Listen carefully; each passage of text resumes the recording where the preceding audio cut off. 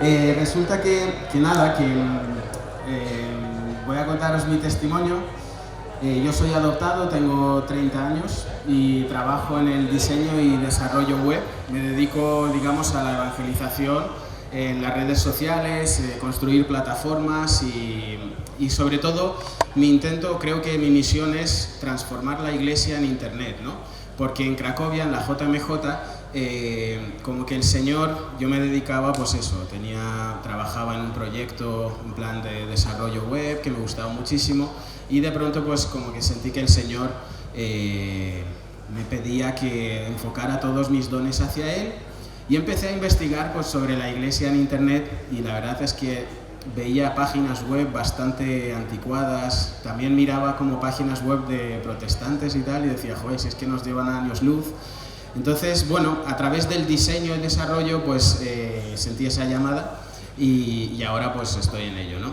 Una de las plataformas que he construido es Catopic, que sirve proporciona fotos a nivel mundial de alta calidad a todo el mundo, ¿no?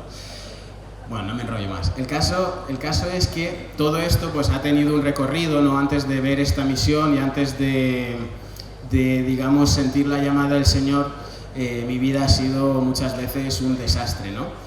Yo tengo recuerdos de todo a partir de los 4 años y medio, que fue cuando falleció mi abuela, la que me cuidaba. Yo vivía en Rusia, en una chabola que estaba a punto de caer. Mis padres biológicos eran alcohólicos, por tanto muchas veces me abandonaban, bueno, muchas veces no, directamente me abandonaban y yo pues me tenía que buscar en el día a día la vida. ¿Qué pasa? Que yo me creía pues muy libre, creía que, bueno, pues que como que nadie me controlaba, nadie estaba pendiente, pero la realidad es que todo eso me estaba haciendo mucho daño porque provocaba en mí un sentimiento de soledad, muchas veces de perder la esperanza y entonces es una herida que toda mi vida, digamos, me ha estado acompañando. Y bueno, yo ahí pues pescaba, tenía que ir a un bosque a recoger setas cuando podía y mi abuela, que era la que me cuidaba, era la única de mi familia paterna que no era alcohólica, pues los pocos rublos que tenía de la pensión que recibía me los daba para que yo pudiera comprar pan y comer, ¿no? Pasado un tiempo nace mi hermana y yo me alegro, me alegré un montón porque dije, bueno, pues por fin alguien me puede acompañar en este camino y fallece también mi abuela. Entonces, claro, yo fue en ese momento cuando comprendí que realmente estaba solo y que encima tenía a cargo a mi hermana, ¿no? Que no, bueno, pues que mis padres tampoco la estaban cuidando ni nada. Hasta tal punto que, bueno, los pocos trabajos que conseguía mi madre y mi padre les despedían y, por ejemplo, una vez hubo que uno de los trabajos en los que trabajaba mi madre, la jefa vino a la chabola donde vivíamos para darme un sobre con el dinero que mi madre había ganado, porque no se lo quería dar a mi madre porque sabía que eran alcohólicos y me lo dio para que yo pudiera comprar comida, ¿no? Entonces, bueno, pronto empecé a mendigar porque obviamente pues de setas no se vive todos los días y luego de pescar tampoco, ¿no? Y más en Rusia, pues los lagos se congelan, así que poca pesca hay. El caso es que mendigando, no sé, o sea, me lo pasaba bien en verdad, porque, o sea, es como que me sentía muy libre y estaba ahí pues a mi bola, hasta que un día una profesora del colegio que teníamos al lado me encuentra con mi hermana y me dice que qué hacíamos ahí, ¿no? Entonces le explico toda la situación familiar, le explico que mis padres cada vez que venían borrachos y nos maltrataban y entonces, pues me dice, oye, mañana vente al colegio, nos reunimos con el director y vemos qué hacemos con vosotros, ¿no? Total, fui al día siguiente, me encierran en el despacho con el director y me preguntan si quería que me metieran en un orfanato. Como yo no tenía ni idea de lo que era un orfanato, pues le pregunté, ¿me van a dar de comer todos los días ahí? Y me dice, sí. Digo, bueno, pues vamos para adelante, ¿no? Porque para mí lo único que me importaba era poder comer y que mi hermana pudiera comer, ¿no? El caso es que cuando yo llego al orfanato creía que toda mi vida había cambiado, o sea, es decir, que ya toda mi vida estaba solucionada y bueno, me estampé obviamente, porque yo cuando llegué, es verdad que al principio eres la novedad, todo el mundo en plan, ay qué monos, no sé qué, no sé cuántos, y eso dura un mes. al mes, pues en los orfanatos rusos, no sé cómo es aquí, pero o sea, puedes estar allí hasta los 18 años. Por tanto, hay mucho desnivel de edad. Hay niños muy pequeños y niños muy grandes. Entonces, los mayores, sobre todo, pues buscan como, digamos, marcar el terreno y constantemente pues te metían, o sea, te pegaban o lo que sea para proteger lo suyo, ¿no? Y más siendo rusos, pues eso, o sea, en plan muy brutos. El caso es que, bueno, pues a mí me empezaron a pegar, a mi hermana también, y yo para defender a mi hermana, porque para mí era como algo sagrado, era mi única sangre, ¿no?, que me quedaba, pues yo la protegía y me pegaban más todavía. ¿Qué pasa? Que yo siempre digo que en el orfanato, o sea, lo peor no son las palizas que te puedan dar o que te puedan pegar, porque tú al final, bueno, a mí al menos me pasaba, cuando te pegan todos los días comienzas a verlo como una cosa que es normal, entonces te van anulando poquito a poco los sentimientos y empiezas a ver, o sea, poco a poco te empieza incluso a no doler, porque como estás metido en esa rutina, te da igual ya. Lo peor de un orfanato, para mí, es todos los cuidadores que teníamos al lado que nos anulaban a todos los niños, diciéndonos que no éramos nadie, que jamás saldríamos de ahí, que todo eso, o sea, que esa era nuestra vida. Entonces, nosotros, o sea, tú veías, cuando caminabas por el orfanato, tú no veías a niños sonrientes o niños soñando ser bomberos o policías, porque todos esos sueños ya nos los arrancaban, ¿no? Entonces, a mí eso me daba muchísima pena y creo que eso es lo peor de un orfanato, ¿no? El caso es que yo con 7 años, cuando me planteaba, cuando esos cuidadores me decían que yo no era nadie, yo no sabía ni quién era Dios, ni qué era la vida, ni qué era la muerte, ni nada por el estilo, ni el sentido de la existencia, pero sí me preguntaba que por qué, si yo no era nadie, que qué hacía ahí. O sea, me parecía como muy pobre, ¿no?, muy poca cosa el existir sin tener una misión, ¿no? O sea, es como que no tenía sentido para mí. Y entonces, bueno, pues empecé a pensar sobre el tema. El caso es que un día una de las cuidadoras se nos acerca, o sea, se me acerca y me dice: oye, mañana hay una charla de un pope es un sacerdote ortodoxo, y nos dicen, bueno, pues mañana os van a dar una charla voluntaria, para los que queráis, sobre Dios, y os van a explicar, bueno, pues eso, os van a hablar sobre el amor y todas esas cosas. Y a mí me llamó la palabra, o sea, mucho la atención la palabra Dios. Por tanto, al día siguiente, pues me presenté en esa charla. De 300 niños que éramos, fuimos 3, o sea que no interesó a nadie. Pero, no sé, imagínate, ¿no?, que nunca has recibido nada en la vida y de pronto pues estabas ahí en medio de la reunión y el Pope empezó a hablarnos diciendo que, digamos, que había un Dios que nos amaba y que estaba con nosotros, y que cada vez que nosotros sufríamos, Él también sufría, y que lo que buscaba era que nos abandonáramos en Él, que confiáramos en Él, y que Él nos daba esperanzas, ¿no? Claro, tú le cuentas eso a un niño que jamás lo ha vivido, pues a mí me mosqueó en ese momento. Por tanto me levanté y le dije: ¿dónde está tu Dios? Porque de nosotros se ha olvidado completamente. Entonces me dijo: tú después de la charla acércate y hablamos aparte. Y entonces, bueno, después de la charla me acerqué y me dio unos iconitos de unos santos, unas velas y un librito azul para rezar. Y me dijo: pídele a Dios cada noche lo que quieras, que Él te lo concederá. Y yo le dije: vale. Me fui, pero sin más, porque yo no quería creer, sino simplemente quería demostrar al Pope que realmente Dios no existía, ¿no? Y que ese Dios del que me hablaba, pues que era todo mentira. Entonces, bueno, en Rusia estamos hablando de que son los años 95, 96, 97. Tenemos que saber que Rusia había pasado del comunismo a la democracia, y entonces, claro, estaba muy mal visto todavía el tema de rezar y todo eso. Entonces yo lo que hacía era esperar que todos los niños se durmieran en el orfanato, porque vivíamos en habitaciones comunes, y yo me escondía en un baño para rezar. Y me encerraba por las noches, ponía mis iconitos de los santos, encendía las velas y, bueno, pues abría el librito y empezaba a leerlo. Que pocos días después lo dejé de leer porque un coñazo, porque resulta que eran las oraciones de la comida y la cena, o sea, no tenía nada que ver con lo que estaba. Pero bueno, o sea, para mí era como, bueno, pues estoy rezando, ¿no? Y ya está. El caso es que siempre que acababa de leer el librito decía, bueno, Dios, si existes, sácanos a mi hermana y a mí de aquí. Y me iba. ¿Qué pasó? Que no lo hacía realmente con fe, o sea, mi motivo era más demostrar al Pope que Dios no existía, nada más, o sea, entonces, cuando yo le decía eso a Dios, realmente no había una búsqueda de Dios. El caso es que me acostaba por las noches, al día siguiente, pues, en plan, tenía mi colegio, hacía mis actividades y todo, y otra vez a rezar, y así durante varios meses. Hasta que una vez, una cuidadora se me acerca y me dice, oye Dimitri, mañana es tu cumpleaños. Y yo le dije, ¿y eso qué es? Y entonces me explicó lo que era un cumpleaños, ¿no? Pero yo no tenía ni idea. Y me dijo que me tenían que regalar una tarta, bueno, pues eso, que cumplía 8 años, no sé qué, no sé cuántos, y yo me pareció una barbaridad, ¿no? O sea, dije, joder, 8 años vivo ya, o sea, qué pasada, ¿no? Qué trayectoria tengo. Y el caso es que me hizo mucha ilusión, o sea, porque es una cosa que no tenía ni idea de que los seres humanos hacíamos eso, o sea, en plan de celebrar nuestro cumple.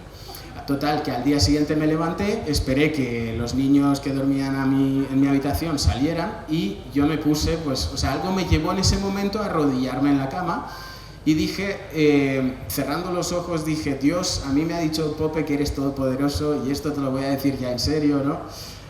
Hoy es mi cumpleaños, nunca te he pedido absolutamente nada, digo, pero quiero que cuando cuente aquí hasta 3 aparezca una tarta.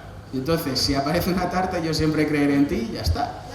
Entonces, bueno, pues conté 3, o sea, conté hasta 3 y no hubo ninguna tarta, o sea, pero resulta que justo en ese momento, cuando dije 3, o sea, llamaron a la puerta y entró una de las cuidadoras y me dijo, ha venido tu madre biológica con una tarta para ti. Y yo en ese momento empecé a llorar, la tarta no me importaba, o sea, es que me daba igual, pero es que en ese momento, yo realmente me convertí, empecé a creer en Dios porque de pronto me di cuenta que Dios estaba ahí conmigo. O sea, era la primera señal, o sea, sí, es que era la primera señal que Él me hacía de que, oye, que estoy contigo, Dimitri, que esto no es una coña ni nada por el estilo, y que si crees en mí, yo puedo hacer contigo milagros, ¿no? Y a partir de ahí se produce mi conversión. Yo empecé a creer, todo mi día a día, no os creáis que yo ya por el hecho de creer y todo eso, todo mi alrededor seguía igual, o sea, yo seguía teniendo problemas, me pegaba con la gente, otros me pegaban a mí, acababa en la enfermería, o sea, toda esa era mi rutina. Pero mi actitud hacia el entorno había cambiado, o sea, ya era como que, o sea, me pegaba pero con amor, o sea, era como distinto, ¿sabes? O sea, como... Entonces, por las noches, pues, mi oración, que ya era una oración de padre a hijo, pues yo le contaba, o sea, como el libro azul ya me aburría muchísimo, el caso es que empezaba a contarle a Dios toda mi vida, todos los días lo que hacía y tal. Bueno, pues este día me he pegado con este me ha dado en el ojo, no sé qué, no sé cuánto, ¿sabes? Pero como que se creó, o sea, yo en ese momento sentía realmente que Dios estaba escuchándome y como que me sonreía, en plan, mira qué tonto, ¿sabes? Pero, no sé, era mi esperanza empezó a crecer. Total que, pasado un tiempo, todos los niños en el orfanato teníamos, después del colegio, teníamos que hacer actividades, ¿no? Y mi actividad, o sea, digamos, mi tarea era cuidar a los bebés que teníamos, o sea, que había muchos bebés en mi grupo, y entonces yo lo que hacía, o sea, a mí me encantaba cuidar los bebés porque le cambiaba los pañales, me hacía muchísima gracia, me reía con ellos, les hacía gracia también y todo eso, y me lo pasaba súper bien.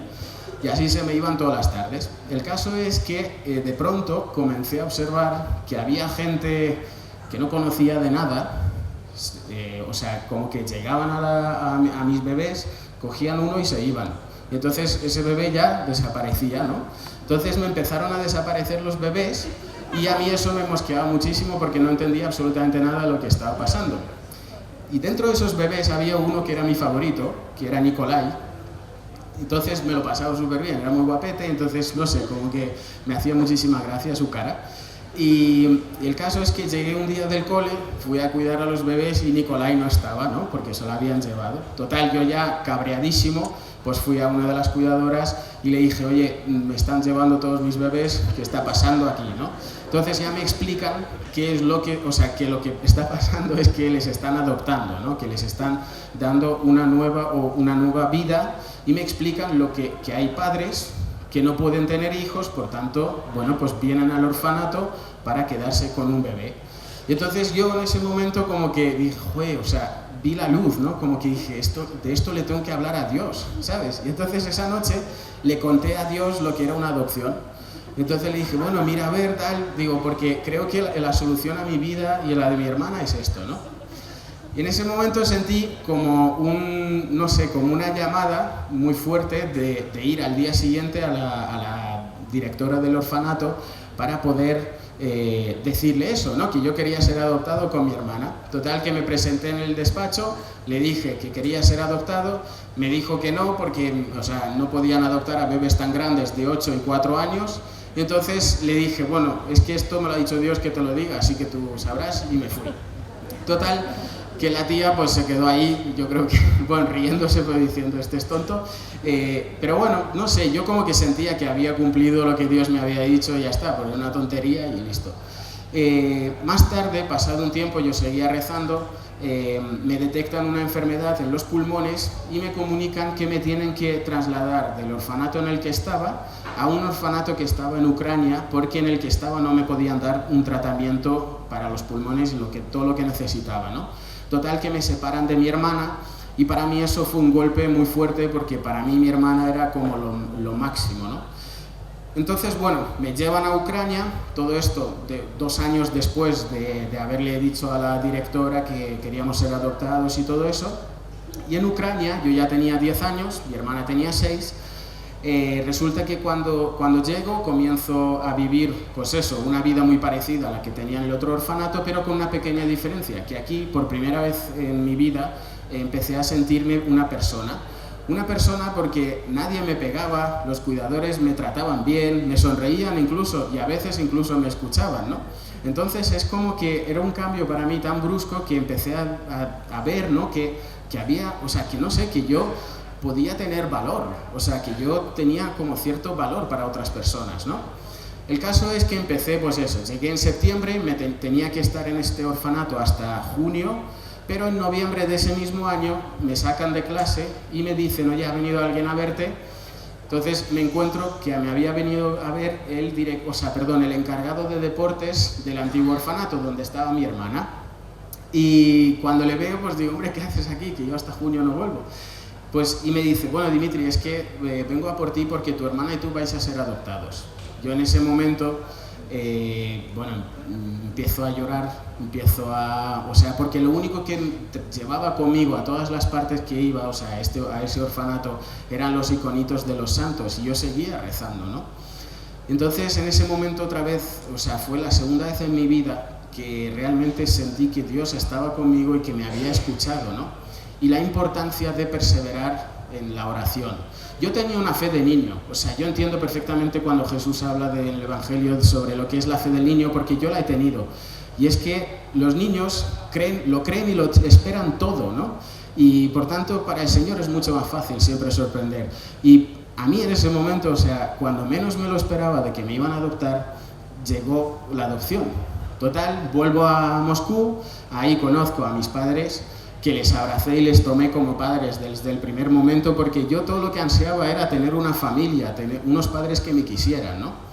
El caso, bueno, me adoptan a mi hermana y a mí, venimos a España y todo fantástico, ¿no? Empezamos, pues eso, en plan a estudiar español, mi madre empezó a contarme, o sea, se quedaba todas las tardes con nosotros para enseñarnos nuevas palabras y todo eso, porque no teníamos ni idea, ¿no?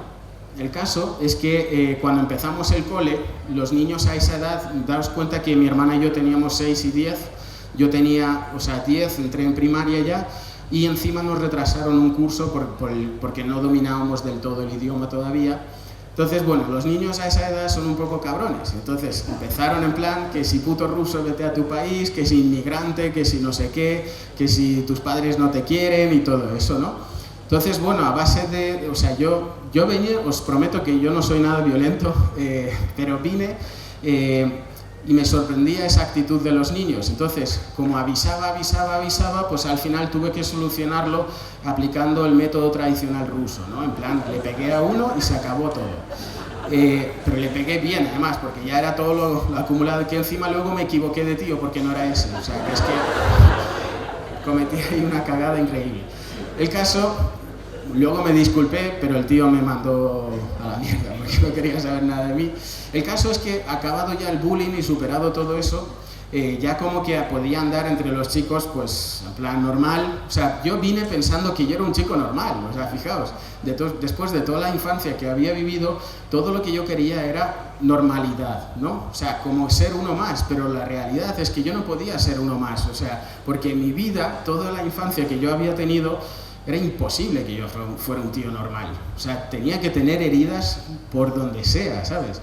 Y de hecho, yo tenía una gran herida, que era el tema de, tenía mucho miedo al abandono, es decir, la falta de amor recibida en mi infancia por mis padres, a mí muchas veces me ha hecho actuar de una forma que no, o sea, me ha condicionado, porque constantemente yo lo que buscaba era afecto, atención, constantemente quería que todo el mundo me mirara a mí, que todo el mundo, no sé, o sea, llamar la atención, porque como que no entendía todavía que si esa herida no la llenaba con el amor de Dios, pues bueno, pues lo único que podía tirar es de lo humano, ¿no? Y lo humano es que siempre se agota.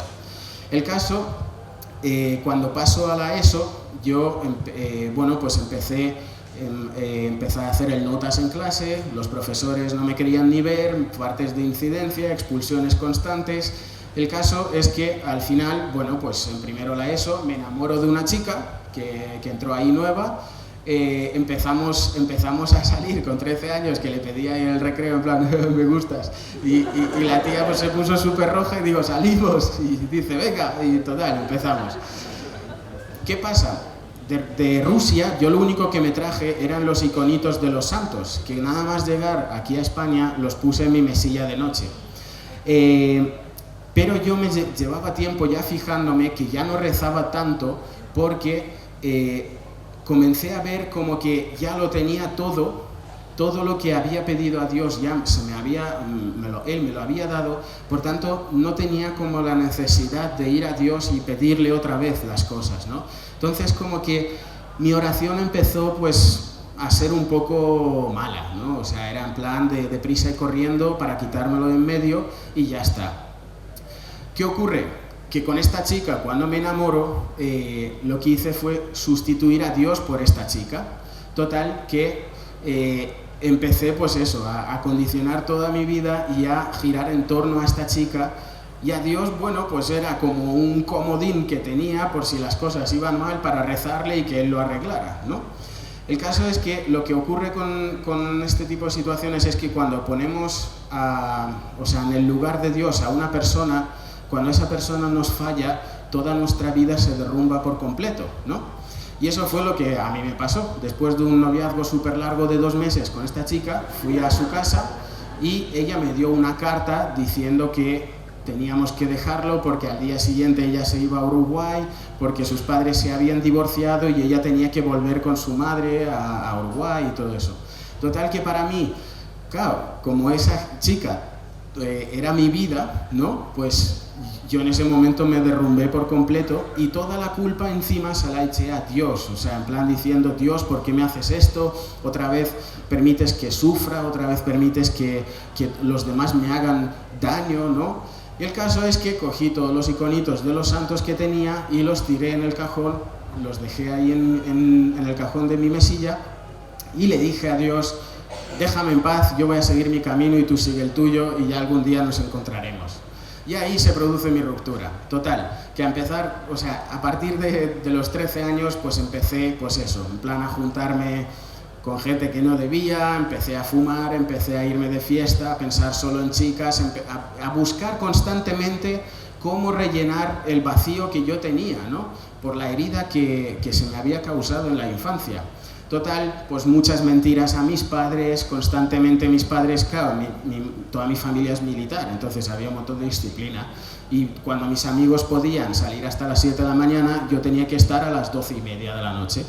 Y eso a mí me mosqueaba tanto que empecé a escaparme de casa. Es decir, yo apagaba el móvil y desaparecía una semana. nadie sabía nada de mí, mis padres muy preocupados, sobre todo mi madre, y la policía buscándome, pero ¿dónde está Dimitri? ¿Dónde está Dimitri? Y Dimitri estaba de fiesta. Era lo único que me importaba porque eran momentos que para mí, pues era una oportunidad para, digamos, rellenar temporalmente ese vacío que tenía.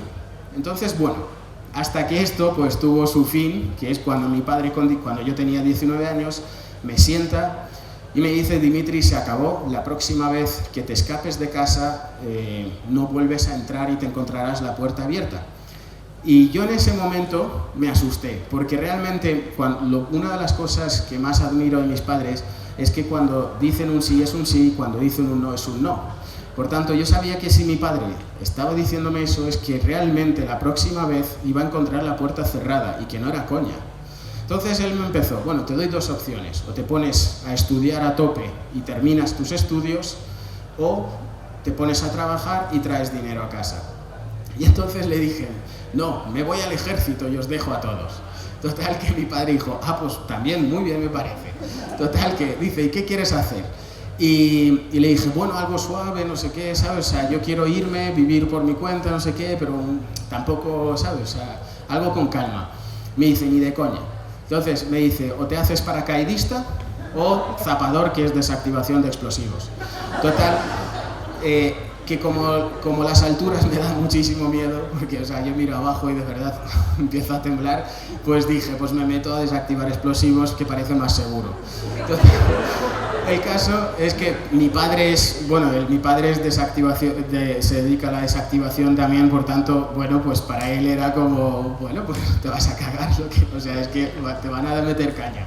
Total, en el ejército yo entré como soldado raso, o sea, yo no entré ni oficial, ni suboficial, ni nada, yo era uno más. El caso que antes, o sea, tú antes de entrar a tu unidad donde te corresponde, tienes 3 meses de instrucción que pueden ser en otro cuartel, ¿no? Y es que yo tuve la mala suerte de que justo la instrucción se hacía en el cuartel donde mi padre mandaba. Entonces, él dio la orden de que fueran a por mí a saco. Total, que no salí en 3 meses del cuartel porque estaba todo el día arrestado. Y en esos 3 meses, por primera vez en mi vida, empecé como... O sea, cada vez que me quedaba solo y veía que todos mis compañeros se iban el viernes y volvían el domingo y podían estar con sus padres en casa o sus amigos, volver a sus ciudades, yo estaba ahí solo y por primera vez en mi vida sentí como... No sé, eché mucho de menos a mi madre en ese momento, ¿no? Porque eché de menos sus abrazos, su cariño, el verla nada más llegar a casa, o su comida, no sé, pero me sentí muy solo en ese momento. Por tanto, la herida que yo tenía, traída de infancia, empezó a potenciarse mucho más, porque me sentía cada vez más solo. Sin embargo, yo creía que estaba siendo mucho más feliz, ¿no? El caso es que, bueno, acabada la instrucción, ingreso en mi unidad y empiezo pues a gastar todo el sueldo que recibía en fiesta, me iba de copas, me daba igual todo, yo qué sé, pues a ligar con chicas, me hice además, pues eso, estaba con mis colegas de fiesta y punto, ¿no? Viviendo una vida que yo creía que yo era libre, porque para mí la libertad significaba haz lo que te da la gana y no des explicaciones a nadie, ¿no? Pero sin embargo, no caí en la cuenta que realmente lo que estaba viviendo no es la libertad, sino el libertinaje, que es una cosa completamente distinta a la libertad, ¿no? Porque el libertinaje te hace más preso todavía. Y es lo que me estaba pasando, o sea, todo mi vacío que ya venía, ¿no?, con él, pues se estaba llenando, o sea, se estaba haciendo mucho más grande, y cuanto más lo llenaba, pues eso, de fiesta, de chicas y tal, menos, o sea, más vacío me sentía al día siguiente. Total, que sí que debo destacar que hay 2 cosas que el Señor, a pesar de estar haciendo lo que me daba la gana, me protegió, ¿no? Una de ellas son las drogas. En el ejército era muy común para mí llegar entre tropa y ver a mis no digo amigos porque no son amigos, a mis compañeros meterse. Entonces, pues muchas veces te ofrecían lo que sea. A mí siempre es verdad que es un tema que me daba mucho asco, no sé por qué, no me llamaba nada la atención, ¿no? Y luego en las fiestas, pues la segunda cosa en la que me protegió fue la prostitución, porque muchas veces mis compañeros acababan en un prostíbulo porque era su forma de acabar la fiesta. Pero para mí eso era como, no sé, en ese momento me salía una voz de dentro como diciéndome: Dimitri, esta es la línea que no puedes pasar, ¿no? Porque para mí en concreto es perder la dignidad de un hombre. El caso es que, como dependía constantemente de mis compañeros para volver al cuartel, lo que tenía que hacer era esperarles en la puerta del prostíbulo a que acabaran, salieran y ya nos íbamos. Y esa era mi vida, era la vida que yo creía que estaba deseando, ¿no? Hacer lo que me daba la gana sin que nadie me pusiera ninguna pega.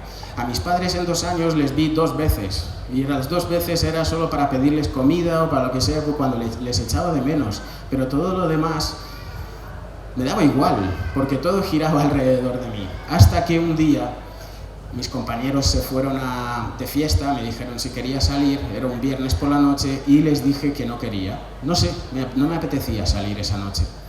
Entonces, cuando estaba en mi camareta, solo, empecé a pensar sobre, no sé, de esto que te quedas solo contigo mismo, empecé a pensar sobre todo lo bueno que había hecho desde los 13 años que me separé de Dios, y realmente qué es lo que tenía ahora.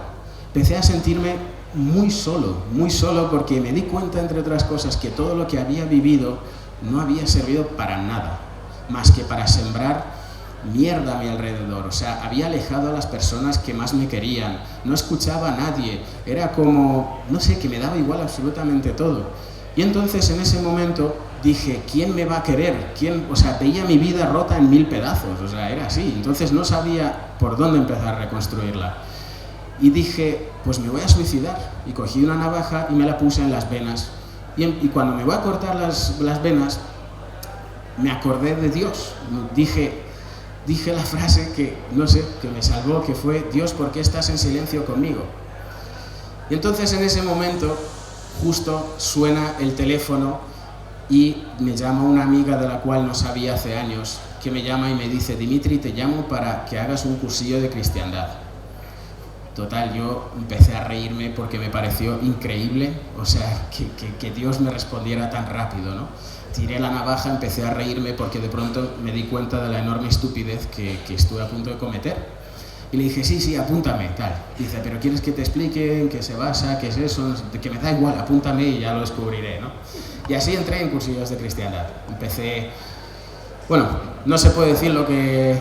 o sea, porque cada una, la vivencia de cada uno en cursillos es personal y única, pero yo os voy a contar que una de las cosas que me di cuenta en mi cursillo es que lo que más me apresaba y lo que me estaba moviendo a hacer todo lo que estaba haciendo, además de mi herida, era mi enorme odio hacia mis padres biológicos. O sea, yo, es decir, odiaba a mis padres tanto que quería que alguien les matara de la forma más cruel posible para digamos que ellos pudieran pagar por todo lo que han hecho, ¿no? Por todo lo que me han destrozado la vida. O sea, me salió una rabia de dentro que no era normal. Entonces, en un momento delante del sagrario, después de muchos años, cuando estaba sentado debajo, o sea, estaba el sagrario y yo sentado debajo solo, por primera vez después de mucho tiempo me sentí que estaba como en casa, me sentí muy bien. Y Dios, no sé, en ese momento me pidió que perdonara a mis padres biológicos. Y yo no tenía ni idea de cómo se perdonaba, o sea, yo no sabía cómo perdonar a alguien. Entonces, ¿qué ocurrió? Que el Señor me ayudó recordándome una cosa muy importante, que a pesar de que mis padres fueran como fueran, y porque al final estaban enfermos, o sea, un alcohólico es una persona que está enferma, a pesar de haberme fastidiado toda la vida, o es lo que yo al menos creía, les debía respeto y amor por una cosa, y es porque me dieron la vida, nada más. Solo por eso les debía todo, porque sin ese sí que ellos dieron, yo no estaría ni aquí, ni dando testimonio, ni creando plataformas, o sea, no existiría directamente. Sin embargo, ellos se atrevieron a dar un sí al Señor, ¿no? Claro, cuando ya te lo planteas de esa forma, todo mi muro que tenía contra mis padres se derrumbó. O sea, yo enseguida me di cuenta que realmente que yo me había comportado mal odiándoles, porque cuando ellos necesitaban que yo les comprendiera y les amara, o sea, que entendiera que estaban enfermos, yo lo que hacía era odiarles más. Entonces, bueno, les perdoné y salí súper bien del cursillo, rollo San Pablo, en plan, yo convierto a todo el mundo, no sé qué, no sé cuántos. Y bueno, ahí empecé a salir con una chica y empecé a... Bueno, pues ella me presentó a la Virgen María. Yo no conocía a la Virgen y entonces ella, bueno, pues me decía de rezar un rosario, rezábamos juntos y tal, y así descubro a la Virgen. Empecé a tener muchísima devoción, pero no sabía realmente de dónde me venía. Y bueno, al cabo de un tiempo lo dejo con esta chica y salgo del ejército para volver a estudiar. Vuelvo a casa, les pido perdón a mis padres y toda mi vida cambia y empieza como a orientarse. Hasta que entro en la carrera y descubro a otra chica, ¿no? Y hablando con ella, pues en una fiesta, ¿no? Estábamos ahí, muy maja, muy mona, todo lo que tú quieras, y le dije de pronto, bueno, ¿y tú con el tema de Dios cómo vas, tal? Y me dice, ¿qué Dios? Y entonces a mí en ese momento como que me chocó mucho decir, que tú no crees ni nada. Y dice, no, yo no creo. Y yo aquí cometí la primera cagada, que es decir, yo a esta la convierto, ¿no? Total que al cabo de un tiempo empezamos a salir y lo cierto es que al final acabé en plan acostándome con ella y creyendo que en ese momento aún así yo estaba cerca de Dios, cuando realmente no estaba. O sea, estaba viviendo una fe como a mi medida, ¿no?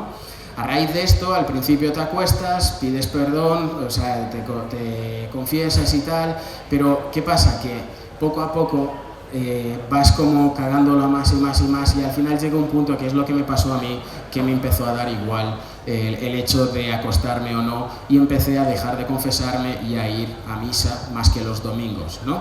Y yo con eso, os repito, o sea, me creía súper católico, como entregadísimo al Señor, solo por ir a misa los domingos, que ni siquiera comulgaba, o sea, es decir, que me daba igual.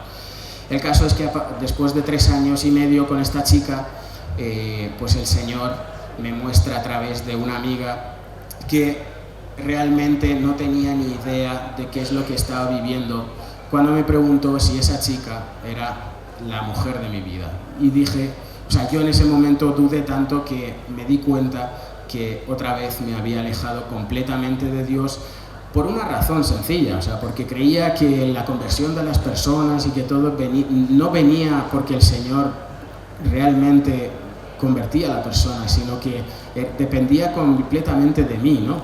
Y eso no es así.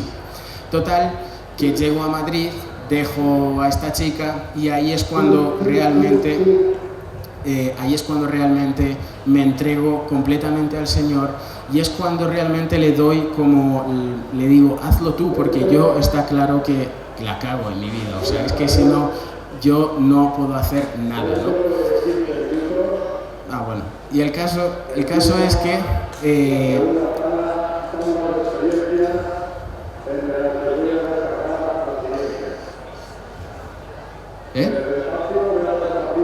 Vale.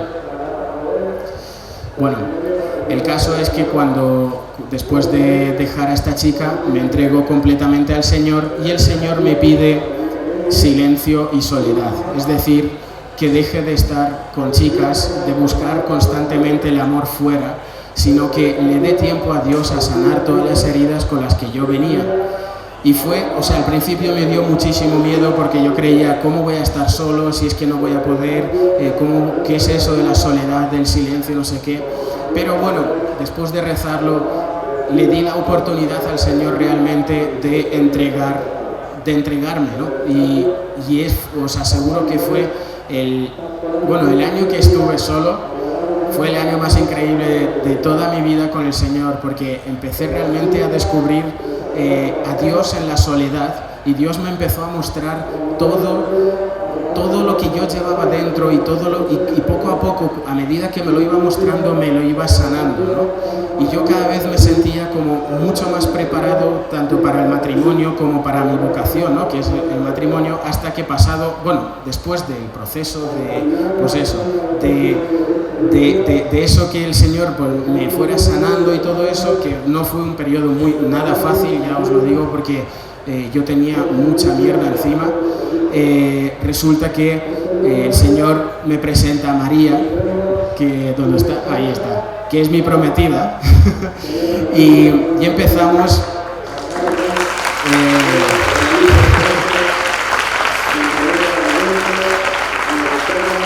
Y gracias a ella, pues muchas veces, yo sé que me falta muchísimo para aprender, me falta muchísimo por ser santo, ¿no? Pero realmente el Señor me llama a la santidad con ella, ¿no? Y a través de ella, porque, o sea, no sé, me hace como amar y desear llegar a ser santo a través de María, ¿no? Entonces, nada, os pido mucha oración porque, bueno, nos casamos el 12 de septiembre del año que viene, el día del dulce nombre de María, porque queremos que la boda sea orientada a la Virgen, por muchas, pero entre otras cosas descubrí por qué tenía tanta devoción a la Virgen, y es que resulta que después de 15 años con los iconos de los santos tirados en el cajón, fui a escribir un libro sobre todo esto, que aún sigo escribiendo. Y cuando me tocó describir la parte de los santos, pues dije, bueno, voy a ver quiénes son para poder, digamos, ponerlo, ¿no? Y cuando fui a abrir el cajón y saqué los santos, lo que yo creía que eran santos, descubrí que no eran santos, que eran 4 vírgenes María abrazando al niño Jesús, y una de ellas era la Virgen del Perpetuo Socorro, que es justo el día que yo nací, ¿no? Entonces la Virgen me lleva acompañando toda mi vida sin que yo no tuviera ni la menor de las ideas, así que os pido un aplauso a la Virgen.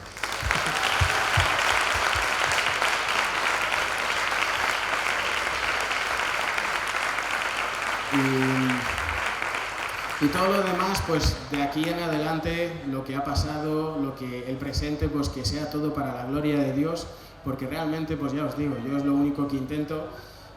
No soy una persona, o sea, soy muy borde realmente, es verdad, o sea, no os mentía al principio, pero bueno, también el Señor, pues como veis, o sea, yo qué sé, no por el hecho de ser católico y tal, significa que ya yo sea como un tipo perfecto, ¿no? Al que no le falte nada, que es muchas veces lo que piensan ahí fuera de los católicos, ¿no? En plan, como eres católico, pues ya parece que tienes que seguir, vamos, y ser un crack en todo. Y la realidad es que no es así, o sea, yo cada día me topo con que resulta que tengo muchas cosas todavía con las que madurar, crecer, y la única forma que hay de hacerlo es abandonándome en el Señor y ya está. Así que nada, gloria a Dios y muchas gracias a todos.